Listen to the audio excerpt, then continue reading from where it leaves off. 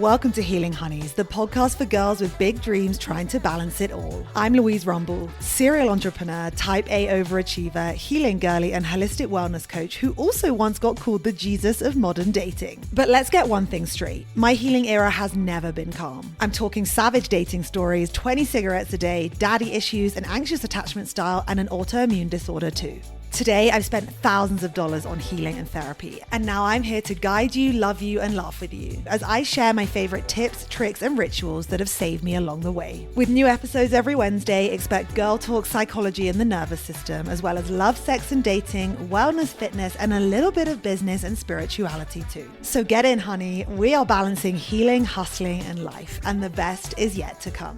And if you're looking for ad-free listening or my somatic healing subscription daily devotion, just head over to the show notes. Now, let's get into it.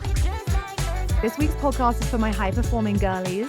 If you love to live life in the fast lane, I can bet that you are pushing through a lot of the time with cortisol, adrenaline, and caffeine. That used to be me. I never slowed down to actually feel how I felt in my body. And it wasn't until I actually got a Whoop that I really started to see what was going on inside my body.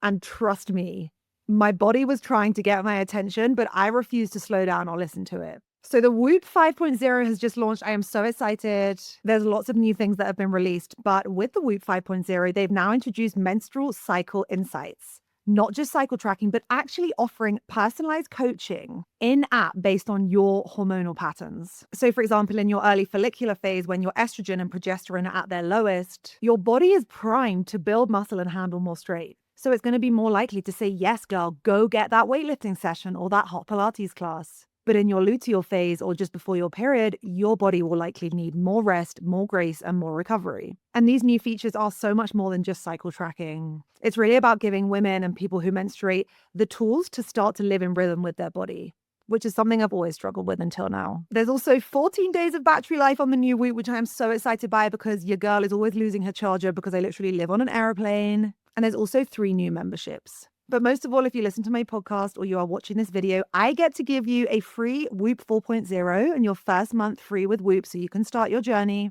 All you got to do is hit this link and your journey will begin. My middle name might as well be wellness at this point. I have literally tried and tested almost everything in the market. And the reason that I'm partnering with Whoop is because I truly adore this brand and it has helped me in so many ways to become the hottest, happiest, and healthiest version of myself that I am sat here today. I hope you love this week's episode. It's with Kacy Shea. It's basically like a workshop rather than a podcast. It is so in-depth and it's nearly an hour and a half in length. So I'm so excited for you to get into it. Go grab that free Whoop and I will see you on the other side. Love you. Hi, everyone, and welcome back to another episode of Healing Honeys. I am so excited for today. I am back with Kacy Shea, neuro-nutritionist, blood chemist, absolute just gem of a human being. She's one of my favorite people, closest friends, biggest expanders for me. And the reason I am so excited to have Kacy here is that she really understands who I am and how I live because we share so many personality traits. We share such a drive and ambition for life that we want to do it all. We believe that we can do it all. But the challenge is that sometimes our biology can't keep up. And I am the queen of burnout. I have gone through this so many times. And Kacy's a big inspiration for me because she's built a lot of internal resilience. And she's shown me the way that you don't have to live a life of going after your dreams and burning out constantly. So today we're going to have just an open chat about what it's like to be a woman that never slows down, how it can impact your health, and the things that we've found and haven't found to help us out. So Kacy, welcome back. How are you today?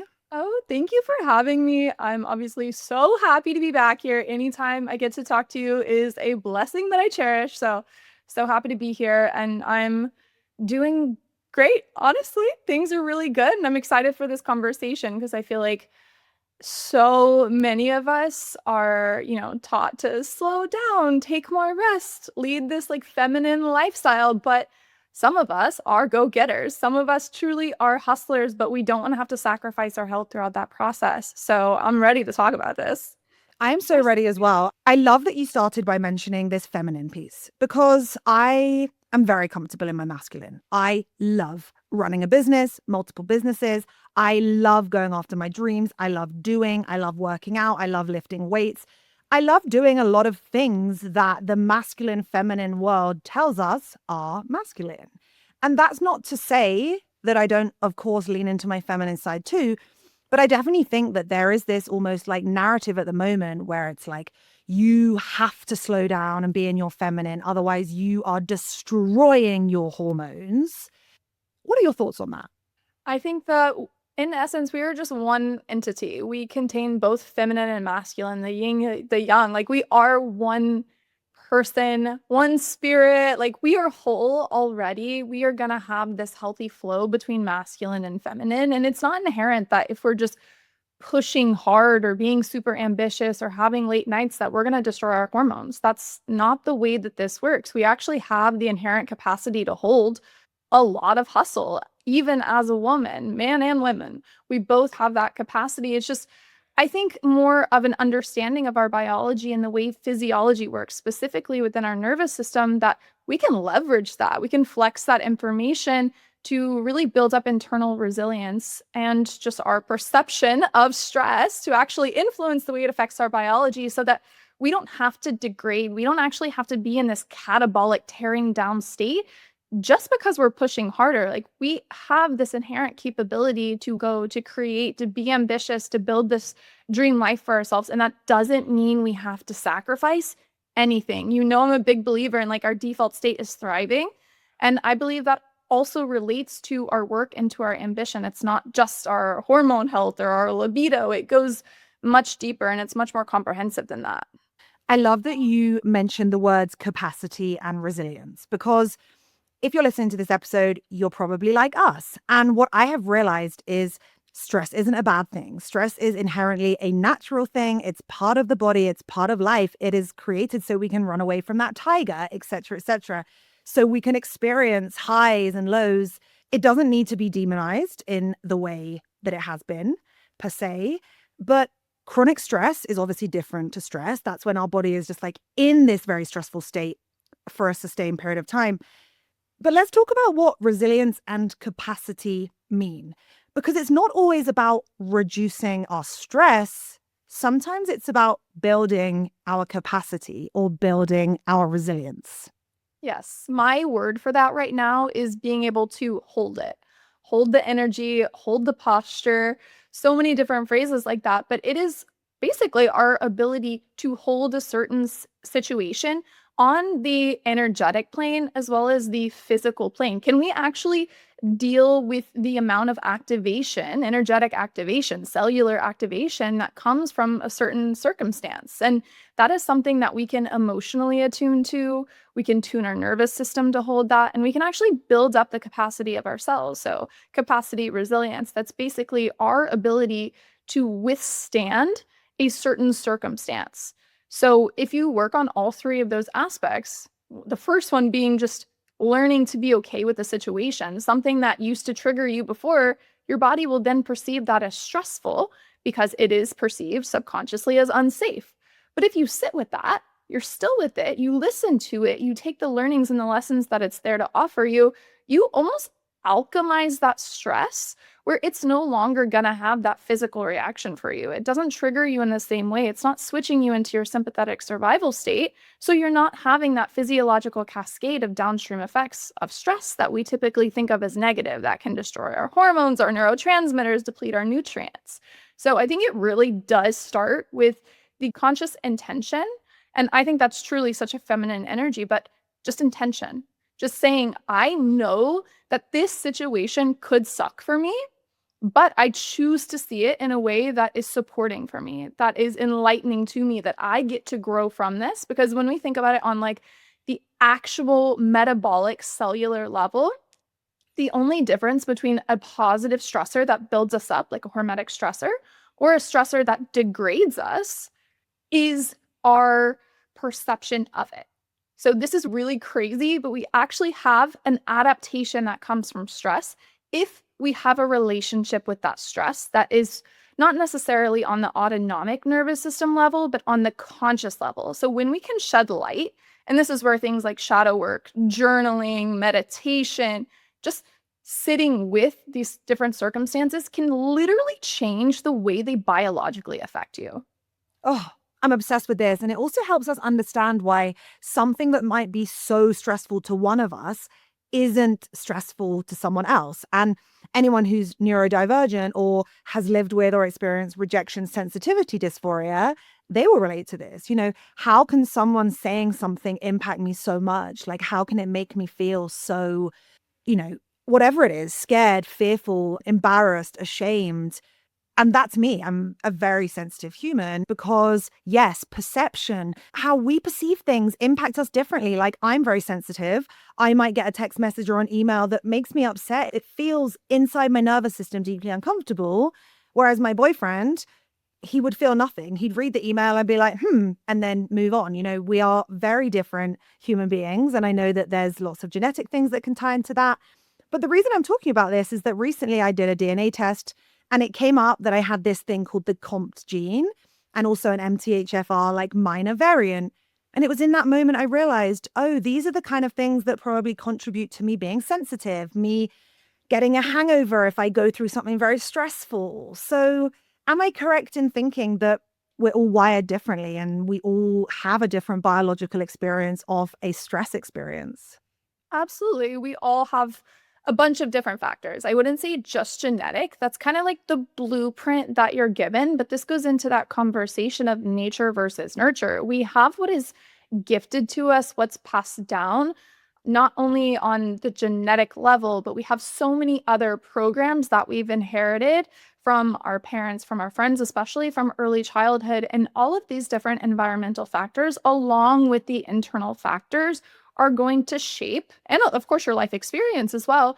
All of that is going to shape how you respond to certain events. And this goes into our bio-individuality. And that's not just on the physiological level, so many different things, literally every single instance. It makes me think of ChatGPT and like how it stores memory that you give it.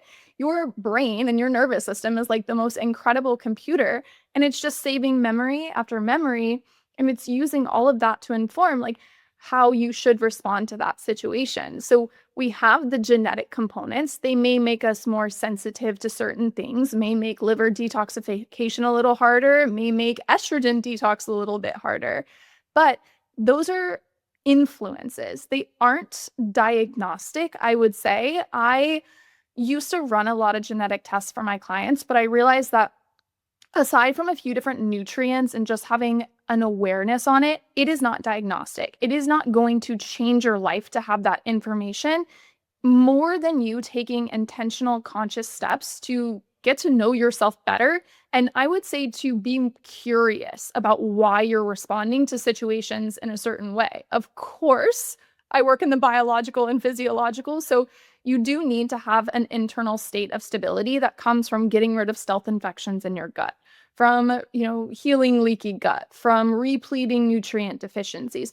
That is all extremely valid, but that is only the first step to regaining stability and bulletproofing yourself from any life circumstance or situation. Okay, and I love this idea of stability. I want to get into what worked for you to build stability, what worked for me, as well as what didn't work. But before we get into that, let's make sure that everyone is understanding like what these high performers or these busy people are going through biologically in terms of the adrenals and cortisol and what's going on internally when we might be someone that doesn't slow down. Yes. So at the beginning of this podcast, we talked about how stress is almost demonized, how, especially women, we are told societally that we need to slow down, that this is bad for us. And this is this narrative around cortisol and overall stress hormones. So if we look at it from that physiological picture, we see that we have two adrenal glands and that their job is to pump out our stress hormones. So we're looking at cortisol, adrenaline, and these are going to be produced when our brain realizes that we're unsafe or we are in a stressful, threatful situation. So it's the whole point of these stress hormones is to prepare our body to fight off this foe or to outrun them, to hide, just to survive. That's the entire point. But the cascade is that we're going to start producing these stress hormones. They get in our bloodstream and they're going to be transported throughout the entire body. This is very normal if it happens acutely and we can actually escape from that threat and we can give ourselves the time and space and the safety to actually recover. That's ideal. But what we see in high performance is an addiction to chaos, an addiction to this high of cortisol. I know that's something you've experienced in the past, where when you felt like a moment of reprieve, you'd go and do the really intense HIIT workout class and you'd get the endorphin rush. But a lot of what you're feeling is this pumping out of more cortisol. So we start to live on that. And that's why I know like a year or two ago, everyone was talking about cortisol, cortisol face, cortisol belly. And it's unfair, I would say, to demonize cortisol in that way. Yes, long term, if we don't ever create a sense and a space of safety for ourselves to actually recover and to take true rest, and if we're not giving our body the nutrients that it in the sleep it needs to truly recover on a nervous system level, then that will degrade us. But if we are able to manage that, then we can utilize cortisol. Cortisol is one of the greatest tools that we have available to us. And it's not only our stress hormone, it's also our wake hormone. So if we have too low levels of cortisol, we're going to be exhausted. We're going to wake up exhausted in the morning. We are going to feel depleted throughout the entire day, and we're going to just not want to do anything at night. So we have no productivity. For a high performer, that's not going to work for us. So we don't actually want to lower our cortisol levels. We want to balance them out to their natural pattern throughout the day, which is, starting around 5:30 in the morning, we're going to go up, peak around mid-morning, and then slowly start to decline throughout the day until the sun sets, which is when melatonin starts to rise and our cortisol should plummet. So we want that pattern. And that, if you think about your workday, it fits in really well with that.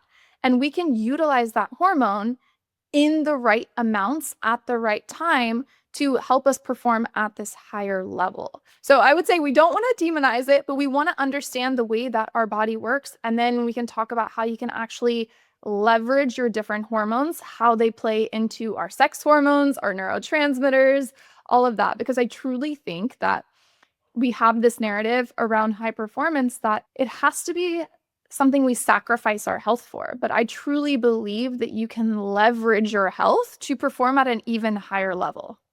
I love this. And there's two things that I want to say here. So the first one is for everyone that has ever wondered why they have felt so exhausted come Friday or come the end of the month. And, when you're stuck in that cycle of saying, I just need a holiday, but then you go on holiday and it doesn't replete you. You don't feel any better because you're laying on a sun lounger just scrolling constantly, or, even 7 nights of sleep doesn't help you. It's because at that point, the body, like Kacy's saying, it goes low in cortisol. It's like, I can't keep up with the demand for what is needed here. So that's kind of, if anyone's wondering why they crash out all the time, that's definitely part of it. And the other thing that I think is so important to touch on here is essentially this like addiction to working. You said addiction to chaos. And what's so crazy is that I've never felt like my life was really that chaotic. It just felt fast. Even though I was dating chaotic men, even though my business was chaotic, because running businesses can be like that. What I learned many years later, i.e. now, is that you can be just as addicted to like stress hormones that feel good, i.e. like, oh my fucking God, I love building this business, like highs and lows and what's going to happen today, as you can be addicted to like the stressful moments as well. And I know that for me, like overworking is it's my ultimate coping mechanism. It's my ultimate like thing that I need to be careful of. But the problem is it feels so good to me. And I know that anyone not listening to this episode, like who isn't addicted to going fast, would listen to that and be like, you're crazy. What do you mean? Like working feels good. But like, I love it. I feel fucking alive, chasing my dreams, building things, collaborating. So am I right here in thinking that addiction to working is a real thing? And like biologically, what is going on for those workaholics? Yes. So it's easy to blame the cortisol and get addicted to the cortisol of it. But the elation is actually coming from something else, especially when we think of building a business. That's really long term. So there we're playing into dopamine. And dopamine is going to be the star of the show. And that is a very reinforcing neurochemical. It tells you the harder you work, the more reward you're getting. And that's what we actually want. So building a business is something in our current society where we have to work hard for it. And the harder we work and the longer we work, generally, the more it pays off. And that's not true of a lot of other things right now. Like we have such instantaneous feedback and reward all the time from sugar, from caffeine, from nicotine, from ordering Uber Eats. All of these are so accessible to us. And so what you feel, that elation that reinforces the hard work, is a dopamine pattern. And when we think of addiction, it's always going to be governed by our dopamine. That reinforces us like, oh, this feels really good. Oh, I want to keep doing this. I know maybe it's not the best thing for me. I know maybe it's not the healthiest, but your brain starts to wire that differently where you're like, I don't care. I'm built different. I think different. I act different. And it almost can play into the ego side of things. Dopamine I have seen be really tied closely with the ego. And I personally think of that as a good thing. As long as you have the awareness on the physiological side that you can deplete your dopamine very easily. And we have an operational level of dopamine, and then we have almost like a reservoir of dopamine. As long as we are working and repleting the operational dopamine and we're never dipping into the reservoir where we get dopamine depleted, then you can operate like that for a long time and stay healthy. And you can rest assured that you're not going to wreck your libido. You're not going to destroy your hormones. You're going to be able to have kids whenever you want. Like, that's a big conversation I have. Is like, I want to make sure that I can move fast, but that I'm doing it confidently, knowing that I'm taking care of myself, that I can stay fast for a long time. And then when I want to stop and when I want to have a family and make that my priority, I'm going to be in the perfect optimal health and space to actually be able to do that. Oh, I love this. Okay, let's start to shift into some of the things that are a priority in your life to allow you to move fast and feel safe at doing so. Ooh, okay. So I would say the first thing is my rest. So my sleep, that leads into just my daily routine. There's non-negotiables there. I need to get sunlight to sync my circadian rhythm, sync my cortisol pattern, as we discussed earlier, but also to support my dopamine levels. The sun exposure is going to be really helpful for making sure I have adequate dopamine levels throughout the day. And then at night, I need to make sure I'm blocking blue light. I'm going to work late. I'm going to work after the sun sets. That's just the reality of the situation. But I'm going to adjust my light exposure. I'm going to put on my blue light blockers. I'm going to make sure like I do have what I call a digital sunset. I'm going to cut off. I have a dead cutoff time, except in like major circumstances and deadlines, that I'm going to be done because I know I still need to prioritize and put just as much work into my recovery to make sure I can maintain the speed that I'm operating at. So I'd say your sleep-wake schedule, your sun exposure, that's super important. And then going along with that, another circadian input that we have is our food. So we need to make sure that we're actually supplying our blood sugar regulation, our metabolism, our cortisol patterning with the right macronutrients throughout the day. So that keeps us stable. When we truly think of stability and being able to go fast, it's making sure that we're not crashing after lunch every day, because that wrecks your entire afternoon. And if you're a high performer and you have a really long to-do list, you actually can't afford to lose out on your entire afternoon and wait till your second wind after dinner. So we want to make sure we're getting in our protein within 60 to 90 minutes of waking up. We do want to make sure we're having caffeine afterwards, or at least if you're not going to eat breakfast and you're too busy to do that, then have some collagen in your coffee. We get to make these different shifts that are on a lifestyle level, a nutritional level that really will give us a lot of stability to maintain performance throughout the day. So we're actually continuing with that speed, we're maintaining it, but we also want to think not only right now, what matters for me, how much of my to-do list can I get through, but also how can I set myself up to sustain this for the long term? How can I make sure I'm not crashing out tomorrow? Or how can I make sure, despite everything I need to do, I'm getting to bed at least a reasonable hour, and then the next day I'm waking up and I have energy to get going again? So there's so many different things that we can do, but I would say the brilliant basics are making sure that your nutrition, your light exposure, and your schedule for rest is stabilized, even in the situations that you're predicting you're going to be less stable, like travel, like major projects. Be intentional and be predictive beforehand. Have like an SOS plan is what I call it for those situations where shit truly can hit the fan. You want to make sure you're preparing for the unpredictable. Okay, I love this so much. I want to dive into each of these things in a little bit more depth. So let's start with sleep. I, and probably lots of people listening, notoriously always said, and I've said this to you so many times, like, I'm just a night owl, I don't want to go to bed at this time, etc., etc. But really, since being friends with you, since working with you, etc., I now get into bed earlier than I ever have. I'm talking like there is a week. I'm talking there's 2 weeks of each month where my boyfriend works late because he works in hospitality. So he won't be home until midnight, okay? I literally utilize that as an opportunity to get into bed at 9:30 and to do a hypnosis or to do a breath work. And I have never got into bed at 9:30 in my life. I would have literally laughed at you if you had told me that I was going to do that.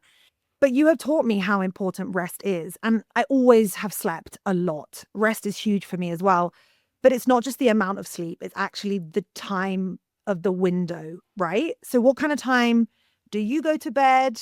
What kind of time do you wake up? I already know the answer. Yes. Well, first off, I'm so proud of you for taking that space when you can. I think that's part of being a high performer. And it's just taking it where you can get it. It's not always going to be perfect. Sometimes it's a nap in the afternoon. If you have gaps between a meeting, it's going to bed earlier. Sometimes it's sleeping later. It's really not having an ego around it, but knowing what's going to be best for your body and prioritizing that when and where you can.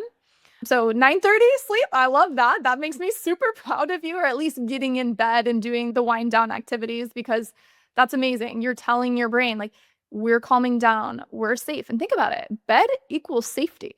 So when we get in there, we want to make sure we're not on our phone, we're not doing anything too stimulating, that we're doing things to calm ourselves down and reinforce these patterns of safety, rest, relaxation, rejuvenation, and repair, which is exactly what sleep is about. So in terms of timing, we have, based on our cortisol patterning, if we stay up past 10:30 and we are very activated. So let's say we have work that we're doing, we're talking to people, we are watching TV, we're scrolling social media, we're writing, whatever it is, our brain is going to say, oh, something's happening. We're not safe. We haven't gone to bed. And if you think about this evolutionarily, the lights have been out for a while because the sun has been set for hours at this point. So your brain is perceiving that as there is a threat in the environment. I'm unsafe. I need to pump more cortisol, that survival hormone, so I can run away from whatever the situation is, or I can be really mentally, cognitively fit to make sure I survive whatever's going on. So we actually get this second wind. And that's what most people feel when they chronotype themselves as a night owl, is they've just stayed up long enough where they've activated this cortisol pattern malalignment. And so if we at least get into bed by 10 p.m. and we're really reducing as much of that stimulation as possible, we're actually going to fall asleep quicker. So our sleep latency is going to be faster, and we're going to get much better quality of sleep. And the data shows significantly improved, like 20 to 40% better or longer REM and deep sleep cycles, because we're actually getting through more of those sleep cycles, which it's really funny. My fiance tells me every single time he checks his Oura Ring score, he's like, if I go to bed past 10 p.m., then my scores are so much lower. I noticed, based on, if you actually look at the little graphs for it, that he gets so many more sleep cycles if he goes to bed at 10 versus midnight, because most of those cycles are actually taking place before midnight. So that sleep time, if you want recovery, and for a high performer, we want to think about, like, it's not about how long you sleep, it's the efficiency of that sleep. So if you go to bed earlier, you actually do have the capacity to wake up earlier and get more things done in the morning. And when we think about like a millionaire morning routine, it's irrelevant that they wake up at 5 a.m. What's important is that they go to bed to be able to wake up at 5 a.m. And then they're cognitively fit. They have the energy, they have the dopamine, they get to take advantage of the brainwave state that they're in for writing, for creating, for executing. So I live by that. That's pretty important to me on a personal level, is I want to sleep. I don't want to have to sleep forever, but I want to get in bed at the time that my body is asking me to. And then I want to get up in time for the sunrise. That is the most important thing to me. It is, on a spiritual level, very important to me, but I also know how much it's helping reinforce that circadian pattern to make sure I do this for a week, and then I can do it very easily, and I naturally wake up at that time after that. Yeah, I love this. And I will say that this morning, for example, I mean, I'm not at that point yet where I will wake up naturally for sunrise, but I was awake at 6:10. I was out of the house at 6:30, and I was in a Pilates class at 7 a.m. The old me would have still been asleep until like 8:30. So just for anyone that's listening that thinks like, no, that could never be me. Yes, it can be you, because it is me. And I have seen these shifts as well, majorly inspired by Kacy. So let's talk about the second thing, which is sunlight. Now, from about 9 p.m. at night, I don't have blue light glasses. Well, I mean, I do, but I don't think they're like the proper ones. I just got them off Amazon. But I put my phone on red light mode. It's like, ever since I discovered it, huge for me. I will not take it off until I sit down at my desk at like 9:30 the next day. So I put that red light mode on my phone. When I wake up in the morning, even if an alarm goes off, I will have it on, and then I'll either head straight up to the roof of my building, or if I'm going out for like a class, I will straight away go and walk to class. But I will have a banana with some almond butter if I'm going to exercise. And I'll also take my Perfect Aminos protein tablets. So and I'll have my water with some electrolytes. So I feel like now my morning is wake up, red light mode, straight to the roof or straight outside with hydration, with protein, and with something to basically activate my blood sugar. Never used to do any of those things. Would have been like coffee on an empty stomach, blue light from my phone scrolling as soon as I wake up, racing to the Pilates studio. So that really works for me. I've really felt a better version of me since doing it. Is there anything else that you would add into that, or how does your morning look after you've woken up? I would say it looks pretty similar, and I think you're doing an amazing job. And I think it's really easy for us to be like, okay, what else, right? What else can I do? How can I be perfect within my health and wellness? I think you're doing everything you need to do. And of course, there's always like little tiny minute things we can do. I would say you're in a really good spot though. Like that, you are taking care of yourself. You are being intentional. You've scheduled it out. You've premeditated it. You are doing all the things that you need to do. You are checking all the boxes. So you're in a great place. Personally, for me, I'm waking up and I wear my blue light blockers because I wake up usually before the sunrise. I'll wear my blue light blockers until the sun is up. And then it's my goal first thing to get outside. So I like to wake up naturally without an alarm. So every day it's different based on what amount of sleep my body needs. So some days it's a little bit more, some days it's a little bit less. And if I have more time before the sun rises, I'll usually go upstairs to the gym and I'll get some steps in. I see the sun coming up and I'll go outside on my patio, take off my blue light blockers, and I'll get that sun exposure. And usually at that time, that's where I have like my boyfriend will get up or fiance will get up for the sunrise. And that's our connection time before work. So this is not a necessity at all. You fit it in where you can, but that is what works for us, is to have a bit of connection, a bit of like anchoring, slow down time first thing in the morning. Again, a slow down to speed up. So then after that, we go about our day, where I'm usually having breakfast right after that. I like to get that in, lots of protein and fat and fiber within 90 minutes of waking up. Or sometimes I'll go for a walk outside if I didn't get to get my steps upstairs in the gym. And then usually I'm big on my coffee. So depending on where I'm at in my cycle, I'm going to have my caffeine and then I'm going to get straight to it. Like I'm really enjoying work and I want to take advantage of my brainwave state first thing in the morning. Like I'm ready to go. And so after I do that little morning ritual, I'm off to the races.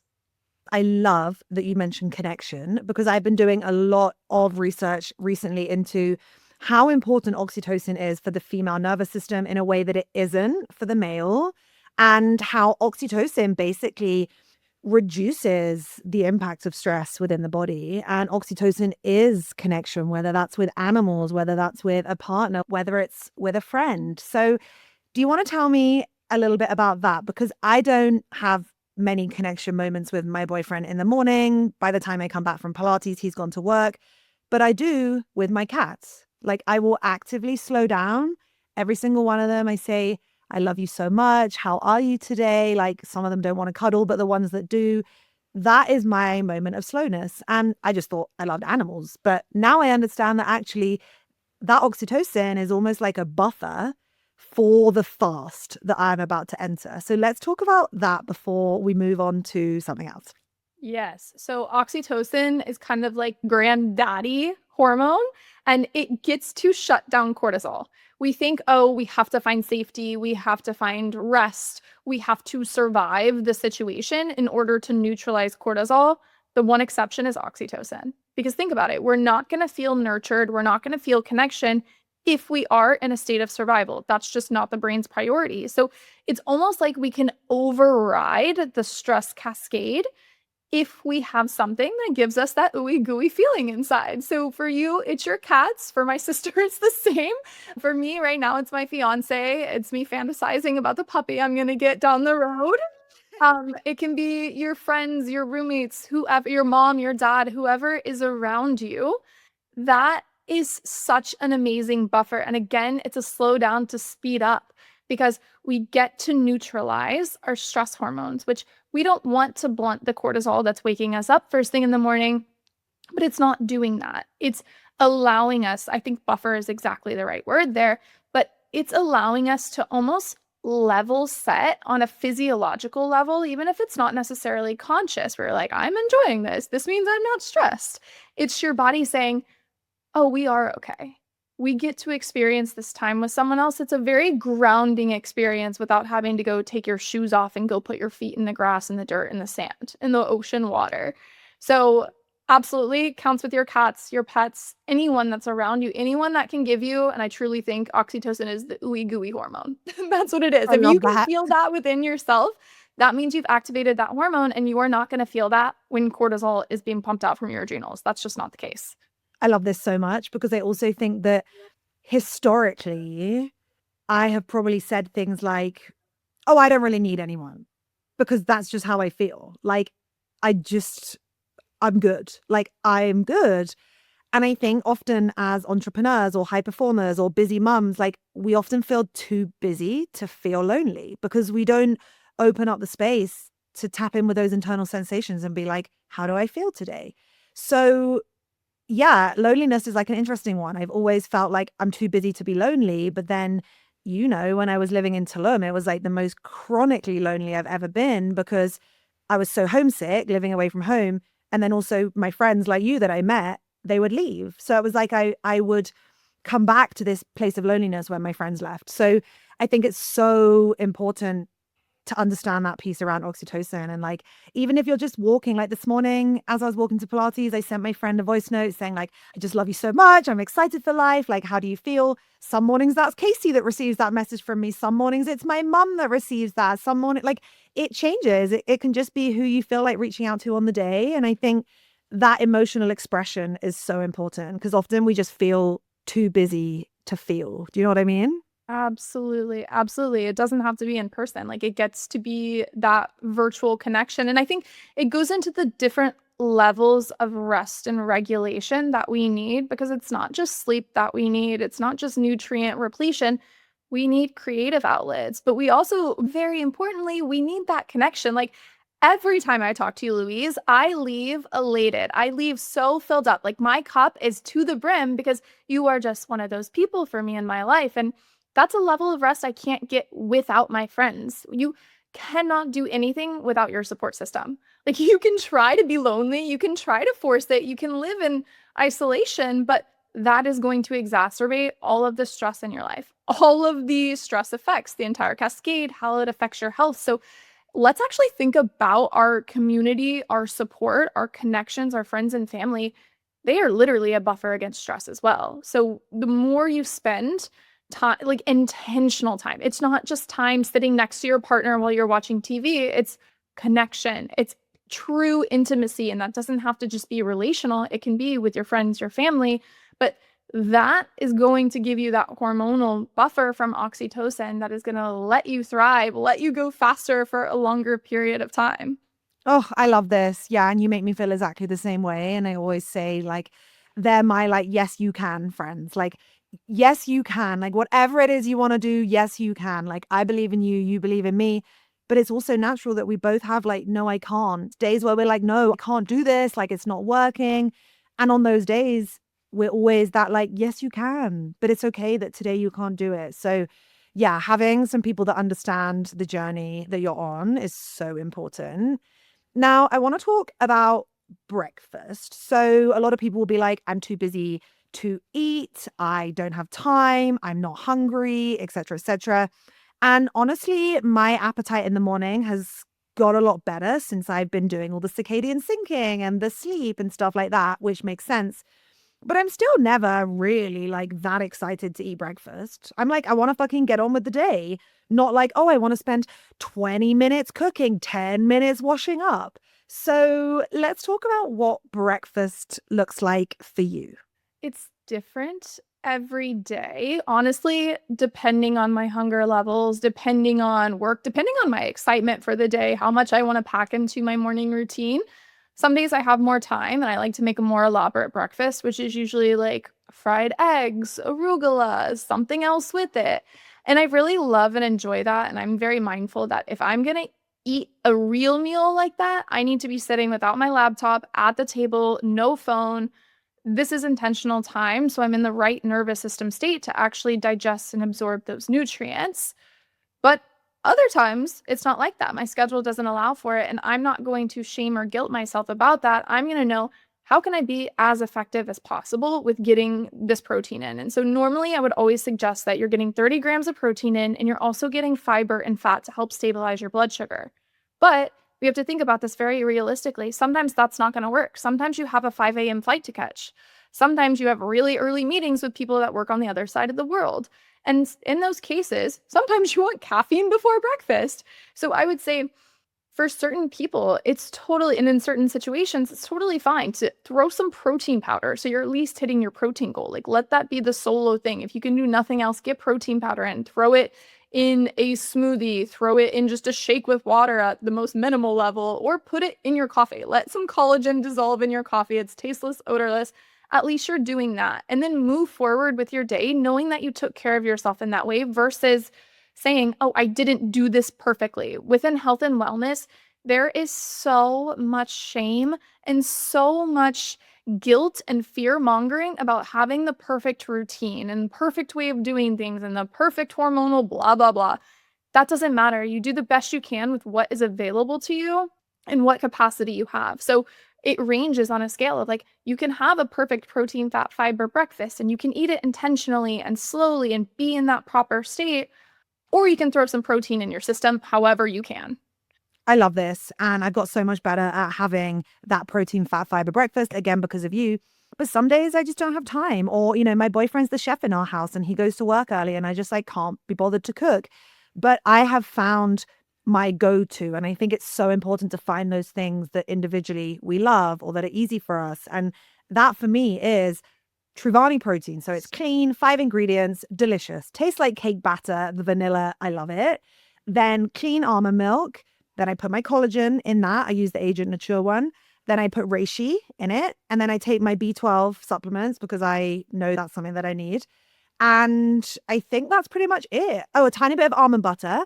And I just blend it up. It tastes so good. And I know that's like a little stack for me. It's like I've got in the protein, I've got in the collagen, I've got in the reishi, which is great for resilience. We'll talk about that in a minute.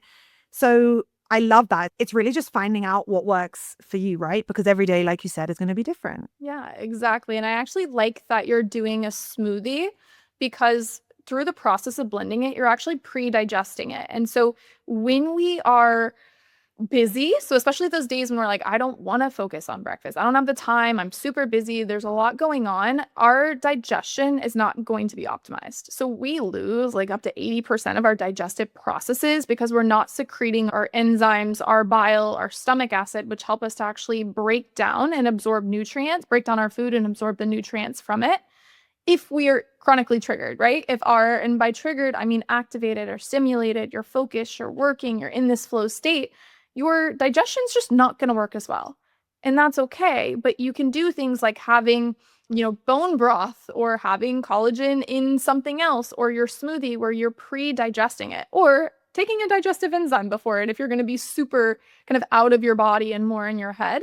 Those are all different things that you can do to account for the fact that your body is just not in a place to be focusing on digestion at that point.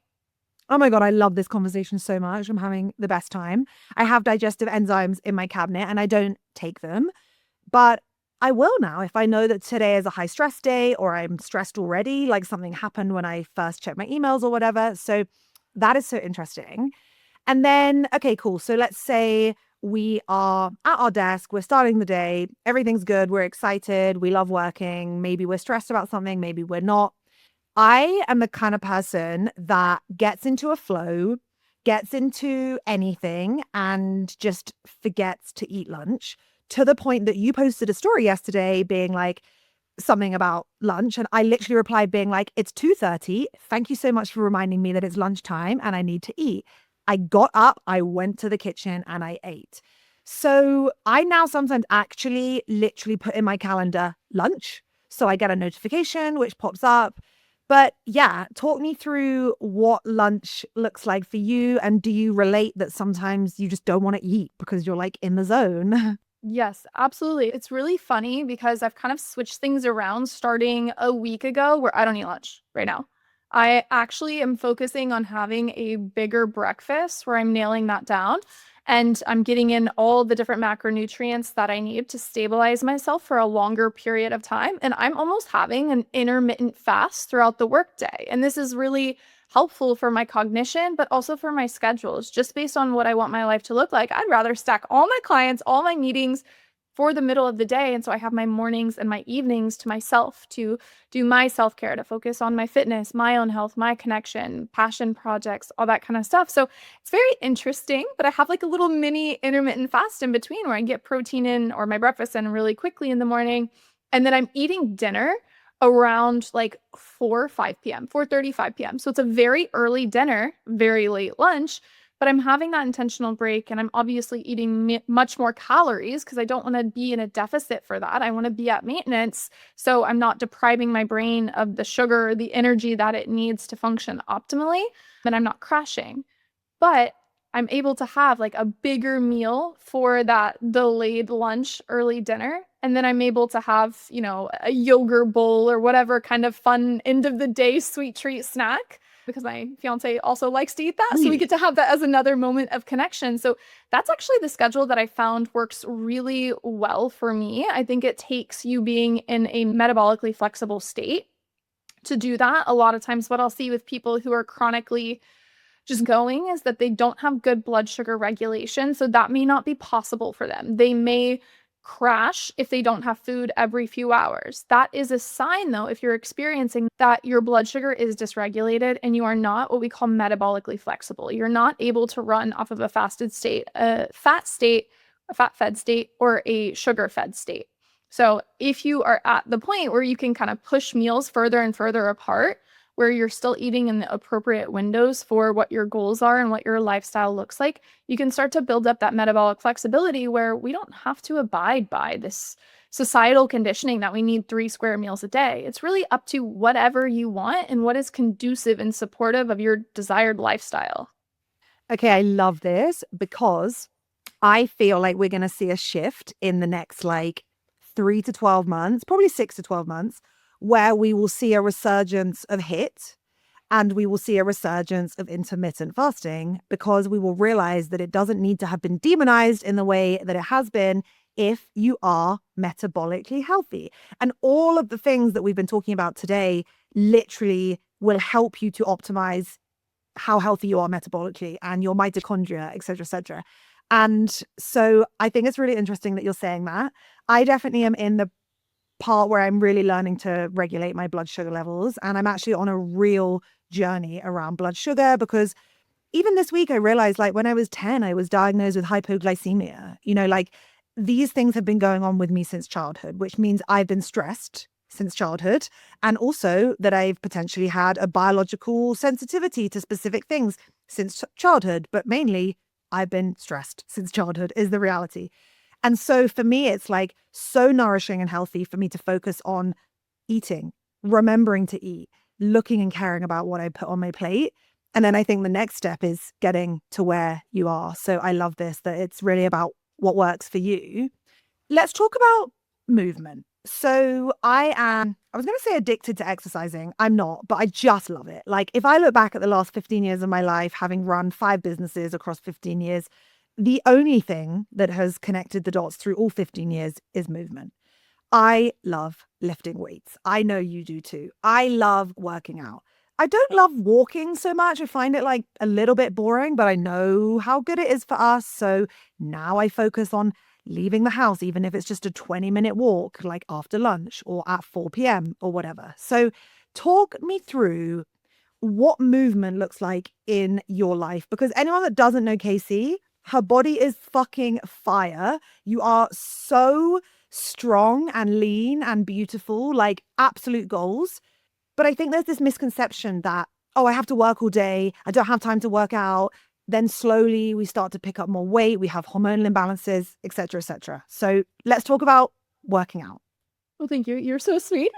It's true. But yes. So all movement is good movement at the end of the day.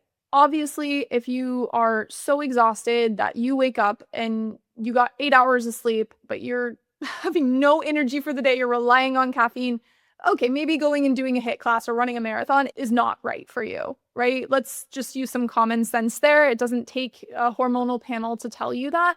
If your body is tired, there is a reason for it, and you should investigate why it's communicating that to you. But overall, walking, even when you're exhausted, is a really good idea, because if you're exhausted, I know your blood sugar is dysregulated. I know your cortisol is dysregulated, and walking is going to help that. But overall, movement, whatever you can fit in, is going to be beneficial to you, because one of the reasons we love movement so much is because we get endorphins from it, which is amazing. Those feel good. You feel elated. You feel overjoyed. Like music sounds better. The sun feels better on your skin. You feel the wind because you're more present in your body. We're getting out of our head. We get super cerebral when we're working, but we are getting back into an embodied state, which means we're present, which means we're in our parasympathetic state where all of our health and function is thriving. So it's amazing for that perspective. But also, there's a lot of new studies coming out that are saying that muscles are an endocrine organ. So fascinating. Wow. Because they are having a hormonal cascade that the only time it's activated is when our muscles are contracting. So whether you're walking, whether you're sprinting, whether you're jump roping, whether you are doing Pilates, lifting weights, it doesn't matter. As long as your muscles are contracting, then you are creating this hormonal cascade that makes you feel better, not only acutely in that moment, but you have a more positive outlook on life. You have more of these positive neurochemicals and more overall neurochemical balance, because movement in general is also the single thing out of every lifestyle factor that we could potentially invest our time, effort, and energy into that regulates all of our neurotransmitters into the perfect balance. And our neurochemicals, just like hormones, are always in flux, always reacting to our situation. But the more balanced we can get them, the better, more stable we feel, we act, we perform, we function. So movement, if you can make that a consistent part of your daily routine, it's automatically going to be balancing out your neurochemicals no matter what you're going through. I'm obsessed with this because as someone who had an 18-year chronic pain disorder, I will tell you the only thing other than energetic trauma release, which fundamentally healed the chronic pain disorder, that helped me was moving, was lifting weights, was doing 5 minutes of somatic movement. So let's just talk about what's going on there, because all I know is lift weights, feel amazing. That's my experience anyway. Yes. So with blood sugar specifically, let's think about it. When your blood sugar is elevated, it's from 2 reasons. Either you ate sugar or carbohydrates, and now we have that sugar that's been absorbed through your gastrointestinal tract into the bloodstream. That's option number 1. You ate recently. Or you haven't eaten recently and your body is in a stressed out state. You are either triggered or you've just been hypoglycemic for too long. You have a built-in regulation mechanism where your body will take stored sugar and dump it back into the bloodstream, even without you eating. So those are 2 instances that can elevate blood sugar. And when we have elevated blood sugar, there's a few options of how we regulate that back down, because we don't want chronically elevated blood sugar. This leads to cholesterol issues, lipid oxidation, a lot of downstream ill health effects. So we want to have a moderate amount of blood sugar or sugar in our bloodstream at any time. So if we've dumped sugar from cortisol back into our bloodstream, or we've eaten and there's too much sugar in our bloodstream, we can walk, we can move. All we need to do is contract those muscles again. And what that is going to do is it is going to utilize the most available resource of energy, and that's going to be sugar. Our body and our brain prefer sugar to other fat sources. It is the most immediately available source of energy. So if you have it in your bloodstream, you're going to use it right away. Versus if you, in this where we can go into like the fasted versus fed workout, you have a banana and you have some almond butter before you go work out. That's great for regulating against the cortisol response because working out inherently is a fight or flight trigger. We just adapt from it. So it's a hormetic positive trigger. But you have that in there to stabilize your blood sugar from the cortisol effects. But it's also giving you immediate energy, like immediate energy more than a coffee would, because you have sugar from the banana in your bloodstream. So that is a really amazing benefit. And it's actually really important for women. If you are going to be working out, make sure you have just at least a little bit of sugar in your bloodstream. It actually doesn't have to be that much. It can be like 20 grams of carbs, right? That's really all you need, which is like a small apple, some fruit, banana, anything like that. You're getting just a tiny hit of sugar. So your body can use that. And then even if you have a long or intense workout and you use it up and you start burning stored sugar, that's okay. At least you're not pushing yourself further into that hypoglycemic deficit for yourself. So it gives you amazing energy. And we can utilize that as a tool. If you go eat a ton of Italian food, I know both of us love our Italian food, our pasta, our pizza, everything. And when you go eat that, I always recommend it's fine. Enjoy the carbohydrates, have some protein, some fiber salad before, but go for a postprandial walk. That simply means if you pair high carbohydrate meals and you walk after, you are literally going to have better digestion and blood sugar regulation as a response. You're not going to feel that bogged down, groggy feeling like you need to take a nap because you're utilizing it. And this can be as simple as parking in the furthest parking spot away from the restaurant. It doesn't have to be go doing 5 miles of walking or sprinting or lifting weights immediately after a meal, because I don't want to do that. It's not realistic. But just moving your body. And what I found, I want to get you on a CGM actually, so we can test this, which is a continuous blood glucose monitor. That was my next question was, I've never done a CGM. Have you? What are your thoughts? And as I'm in this journey of like thinking that this is at the root of so many of my health challenges, I'm thinking that I should get on one. We're absolutely going to get you on one. But a continuous blood glucose monitor is basically a device that hooks into your bloodstream and you wear it for about a month or longer if you want to. I think each device is registering for about 10 days, but you get an app on your phone that tells you literally the amount of sugar in your bloodstream at any time. So you can see what is your glycemic response, because this goes into the bio-individuality again. Not everyone has the same glycemic response. I'm going to respond differently to coffee and carbs than you are. We each have our own unique imprint in response to those different foods. So a CGM helps you to understand, how much do I need to move after this? Or how much can I tolerate without moving? And you can use that to inform your dietary choices. And you can also see that cortisol dump of blood sugar. That's the coolest thing, is when you're fasted and you get triggered, you get stressed, you're like, why did my blood sugar just shoot up 50 points? This is insane. So we're going to do that for you. I wore one. I think I want to wear one again. I did it 5 years ago at this point, and it was one of the most fascinating things in the world. I was thinking, a lot of my health issues must come from this, from my blood sugar crashing. It comes from me being unstable, comes from me drinking too much coffee. And all of that is really valid. But what I learned is, if I simply take a 10-minute walk after any meal, even if I binge eat cheesecake, it doesn't matter. I'm going to regulate from that. That's all my body specifically needs, is a 10-minute moderate paced walk, and I'm going to be stabilized. That doesn't mean that I burn through all the available sugar, but it means it brings me down to a tolerable amount. And this is also a tool that you can use if you've ever been worried about diabetes or have been diagnosed with pre-diabetes, because that is a lifestyle condition. It is something, at least type 2, that is fully 100% in your control. And you can leverage a tool like this, a device like this, and you can learn your unique patterns, and you can learn how your body is going to respond, tolerate, withstand sugar, and how you can properly regulate it using dietary and lifestyle interventions. I am so obsessed with this, because I also remember that like 5 years ago when I was working with a biohacking clinic, they loosely said something along the lines of, you're not pre-diabetic, but you're kind of en route. And that was so fucking crazy for me, as the girl that had a 6-pack, was doing HIIT 5 times a week, never had looked better like physically.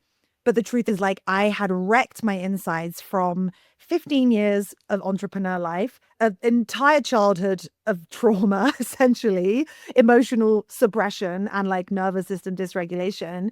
And then also just like bad eating. Like, because I was exercising so much, I could Mhm. eat whatever I wanted and just shred it off. But that didn't mean that it was like good for me on the insides. And yeah, I need to get on a CGM. No, actually, do you know what? I don't need to. I want to, because I feel like now I've got so many foundations in place that I'm now more in tune with my body. And like, I love a pizza. I love a pizza more than anything in the world. But I will tell you, I had one last week and the next day I felt disgusting. Like hungover. I literally felt so horrendous. And that was when I was like, I'm never going to stop eating pizza, but I really would love to see actually what it is doing to the inside of my body. And that post pizza hangover, is that also like a blood sugar thing? Yeah, so if you're eating pizza, right, which is going to be primarily fat and carbohydrates, and can be a lot more carbs than your body naturally wants to regulate at that time because you only have a certain capacity for regulation from the hormonal perspective. So when your blood sugar rises, your body is naturally going to produce this hormone we've probably all heard of, which is insulin. Insulin is going to come in and gobble up the sugar, and that's what is like the mechanism that actually escorts sugar out of your bloodstream into storage. So you need to have really efficient, really capable and strong insulin.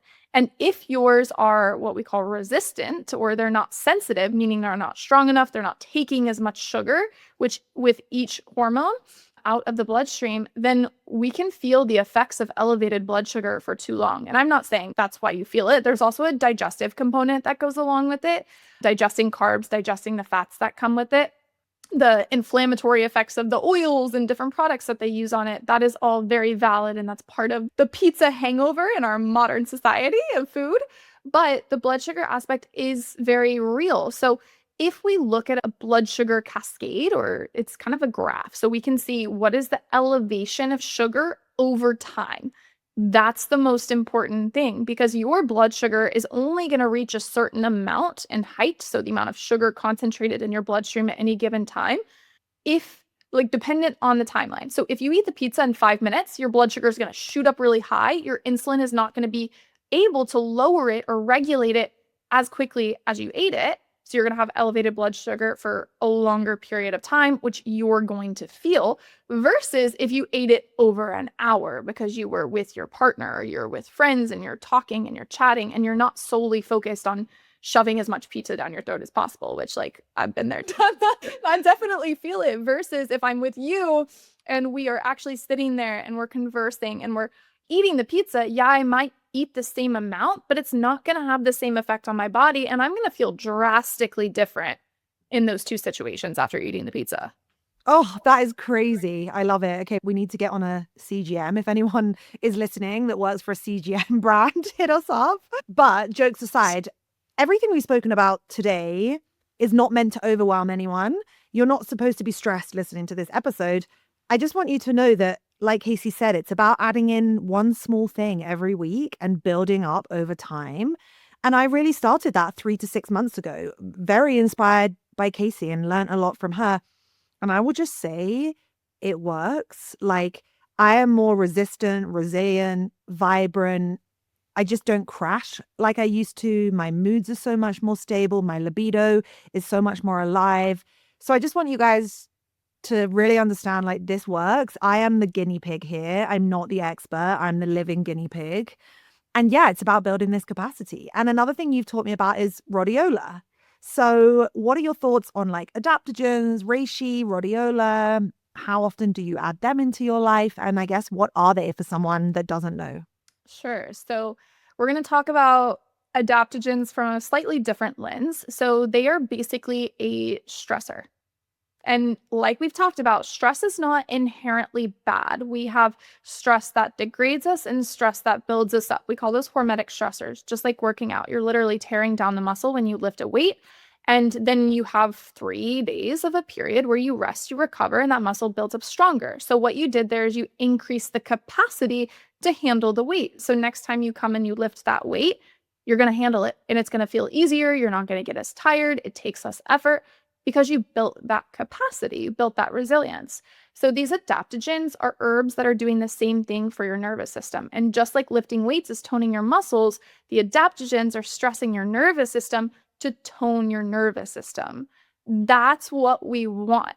We want heavy tone or high tone of our nervous system because that inherently is flexibility. That allows us to switch really quickly and simply between our fight or flight state and our rest and digest state. And if you remember to the beginning of this podcast, the whole point here is that stress can be beneficial for us, but that's only if we neutralize it, only if we get out of it. And if we lack that nervous system flexibility and we're defaulting over to our survival state or stressed out state, we're not getting back into our thriving parasympathetic state. That's where the damage occurs. That's where we get burnt out. That's where we get all the hormonal issues down the road. And we feel the stress. But if you experience the stress, and then because you are taking adaptogens or you're doing all of these other lifestyle and dietary interventions we've talked about, you have good tone of your nervous system, you're able to switch back into that rest and digest state really quickly. And that's health in general, is flexibility within your physiological processes. So I love adaptogens. I love them. The one I do want to just mention, rhodiola, I love it. It's going to help to actually attune your cortisol patterns. So what that will do is if your cortisol levels are too low in the morning, if you take it in the morning, it's going to elevate them to the proper amount. Not too much. It's going to get you right in that Goldilocks zone. If you feel like you crash after lunch, it's going to elevate your cortisol levels to the proper amount, or it'll lower them if they're too high. So that is rhodiola. It is one of the safest ones out there. It's working on a lot of different levels, but the main use is getting your cortisol patterns back into the proper patterning. And I use that personally whenever I got burnt out, when my cortisol was literally stage 3, 4 adrenal fatigue. My cortisol patterns were on the floor throughout the entire day. I never had a boost in cortisol. And rhodiola, I would say, is one of the most impactful adaptogens that helped me turn that back on. So if you have any cortisol issues, that's a great one to lean on. It's very safe, very tolerable. Of course, make sure you're looking for quality in supplements, but I know I've recommended that one to you, and it's really powerful for regulating out that cortisol circadian patterning. I love it. Yeah, I have that in my cupboard. I try and take it. Sometimes I forget.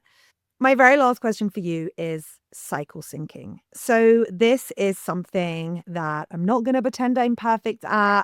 I'm very good at disconnecting from my body, living in my head and saying, let's fucking go, another day. All days really look the same to me because I don't really get PMS. My period doesn't really take me out. I don't really have any symptoms. So for me, it's like, why do I need to slow down? But I know that honoring our cyclical nature is beautiful and powerful and also healing. So what are your thoughts on that? And should I be taking more notice of it and trying to cycle sync? And what does cycle syncing look like for you? I love this because I know you've talked about this. I know the story that stands out in my head from you is that you're like, I honored my body in my luteal phase and I watched TV for 3 days straight. And then I felt horrible after that. And I didn't want to get back into like being productive and getting things done. And I would say that's not the correct, at least in my perspective, interpretation of cycle syncing. It doesn't even mean you need to slow down. What it means is that you need to have, first off, awareness of where your body's at so you have a greater understanding of what you do feel. If you have PMS, that is a communication from your body. If you have fatigue at that time, that's a communication from your body about your hormonal levels. But if you don't have that, then you genuinely do not have to be as strict with that. But what you do need to have, and I would say for you, the number one thing to cycle sync is your grace you give yourself. If your brain's working slower right before your period, you need to give yourself grace. If your brain is working slower in ovulation, we're not giving it grace. You need to fix that. You need to dial in the habits. So I would say that's the biggest thing I advise people whenever it comes to cycle syncing, especially if you're in a non-symptomatic period or luteal phase, is it's all about the intention and grace you give yourself, because we don't have to be dialed with everything. I don't perfectly cycle sync. I have perfect periods. I don't have any PMS. I'm not worried about that. So I'm not doing the cycle syncing to the level that I recommended to some of my clients that have premenstrual anxiety, PMS, PMDD. It's going to be a lot more impactful for them on the day-to-day throughout their entire cycle, but especially on their period and right before, because those are levers that they have yet to pull. You are already healthy. Your hormones are already in a good place. So I would say the thing that is so important for you is just that grace and perspective, that the lens that you look at things through. Is like, you should have a luteal lens of like, if it's harder for you during this time, it makes sense. I'm not going to guilt myself. I'm not going to shame myself. I'm going to quit a little bit earlier today. I'm going to call it quits. You know what? And I know how your mind works. You're like, I'm never going to quit. I'm going to keep going. I'm so ambitious. We're going to get through this to-do list. But this is not a personality or identity thing. It's you saying, I get who I am. I understand my biology. So I am going to cut it off a little bit earlier. If I didn't finish my entire to-do list, I give myself grace, because you know what? I'm going to turn it up as soon as my cycle is over. As soon as I'm done menstruating, like I'm back on it. And that's that natural flow of being a woman, that you get to overdo it, especially when you're regulated. You get to overdo it whenever you are in your follicular phase, and especially with an ovulation, but then you have to give yourself the grace in your luteal phase. And that is something that if you can have that mindset and that lens, it will automatically start to do that. If I look back at my last month, I don't pay conscious attention other than when I'm ovulating. I can't really tell or right when I'm bleeding, except for the fact I know how productive I've been. I know my to-do list. I know I'm going to get through 2/3 of it versus I'm going to get 1.5 pages of my to-do list done in my follicular phase. So just a new lens to have perspective on. I love that so much, because I feel like now you mention it, I think my luteal phase started last week, and surprise, I just had this week in the gym where I was just like, the week before and before that, I was fucking smashing it. I was shredding. I was lifting. I was on the stepper. I was doing my 5,000 to 10,000 steps. Last week, I just didn't want to be there.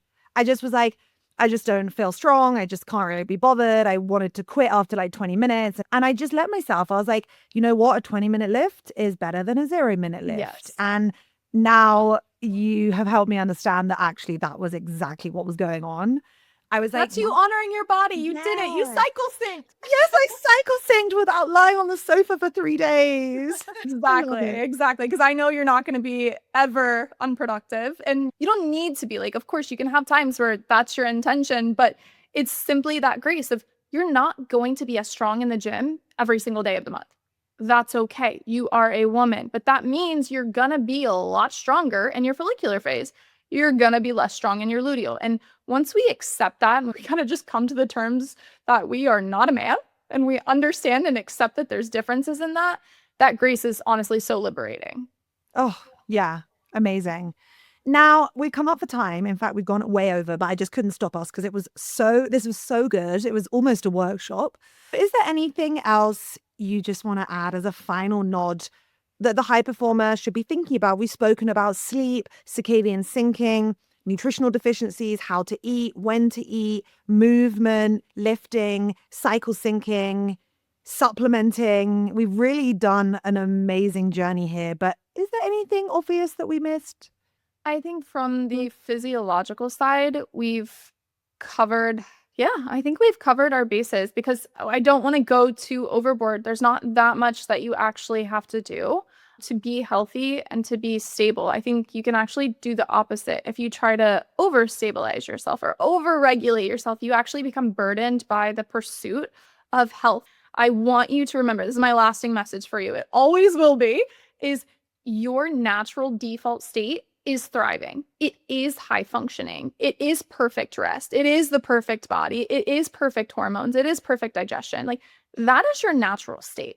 You get to exist there. You don't actually have to do 1,000,001 things to achieve that. Sometimes regulation, stability, and health actually looks like taking things back and getting back to those basics and going to sleep on time, waking up naturally, eating foods that are actually nourishing to you. And it can be really easy for that to be hijacked by social media, by, getting you inundated with all this information. And I don't want you to leave this podcast thinking these are a million and one things that you have to start adding in.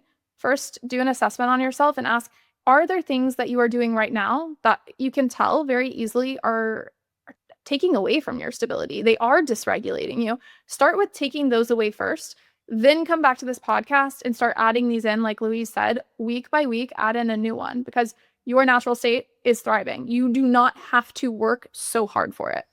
Yeah. And as someone who has lived with chronic health conditions their whole life, my natural state was not thriving. But when I really started to go on this journey, I realized that just so many things were blocking my experience of health, whether it was impaired detoxification, whether it was emotional suppression, whether it was circadian rhythm dysregulation. I was not doing the basics. I was not moving. I was not breathing. I was not connecting. I was not expressing. I was not eating regularly. I was just, so many things were contributing to this poor biology of mine that was just screaming at me. And so for anyone that does feel triggered by that, I think it's just an insight into the fact that there's work to do. Your body is saying to you, no, this doesn't work for me. You haven't found equilibrium yet. And I love what you said, because sometimes we just always focus on putting things in. I look at everyone taking electrolytes today, and they are taking these electrolytes with poor quality formulations, full of stevia, which is not great for your gut, full of flavors that can throw off your blood sugar. And they're taking them in the morning, in the evening, because they taste amazing and their water tastes amazing all of a sudden. But actually, they don't need that. You don't need to be doing that to your biology. There are other ways that you can get to a state of cellular hydration that isn't with formulations that are shit. Am I right? Yeah, absolutely. I think especially in the supplement world, it's so profitable. It's so profitable. But there are supplements that work really well, but I do think they should be, backed by research. You should have blood work. Do you actually need this before you just go spend a bunch of money on random supplements and start adding them in and sending a prayer up that it actually works for you? So being strategic when you do add things in is really important. But doing things from the food sourced way, like getting a high quality salt, adding it to your water, drinking natural spring water, those are different options that you have to strip it down a little bit, make it a little bit more natural versus having to rely on all of these more what I call convenience products. That's what that is, right? Because we can take an electrolyte supplement or we can get more minerals in our diet. That's the difference there. So if you can strip back and say, how can I be the most efficient with this? How can I make it the most natural? As long as you have the time and capacity to do that, then honestly, health gets a lot easier. Yeah. And the problem is, busy women like us, we don't always have a lot of time. And I never had time to do a grocery shop. I never had time to do anything really. But now it's that Sunday has become so integral to my week. It's I have to go and purchase the food. Otherwise I will find that it's 7 a.m. I don't have a banana to eat. And then I just start not spiraling, because that's not the right word, but I just know that if I'm going to do that early morning exercise, I want to start with my banana and almond butter. And it just is very annoying if I don't have the banana. But the only person that's going to go and get the fucking banana is me. So it's okay, go to the supermarket. And now every single Sunday, that is, I don't even meal prep, but that is my shopping day. That is the day that I just make sure I have everything I need for the week.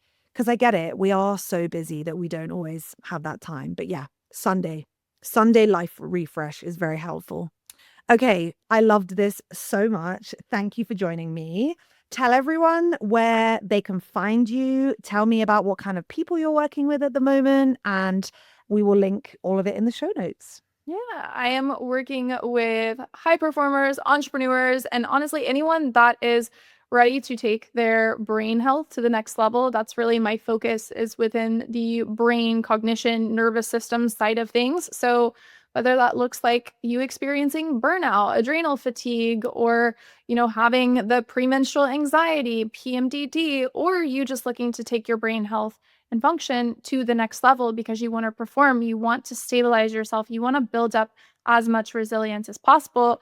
That's what I do. I focus on the internal side of that as well as the regulation tactics. And I'm going to shamelessly plug Daily Devotions in here for that because that is one of my top recommendations.